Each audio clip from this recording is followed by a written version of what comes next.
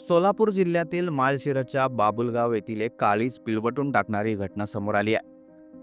आदल्या दिवशी मोठ्या उत्साहात पार पडलेल्या लग्न सोहळ्याच्या दुसऱ्या दिवशी काळानं घात केला आणि नववधूला हृदयाच्या तीव्र धक्क्याने प्राण सोडावा लागला.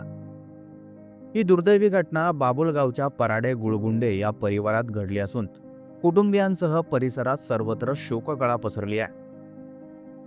जीवनातील महत्त्वाचा मानला जाणारा लग्न सोहळा पार पडला आणि दुसऱ्या दिवशी सकाळीच नववधूच्या असे अकाली निधनाच्या बातमीनं संपूर्ण तालुका हळहळलाय.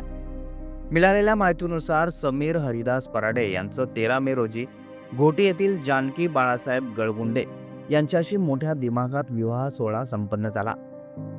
नीरा नरसिंहपूर येथील मंगळ कार्यालयात हा दिमागदार सोहळा पार पडला.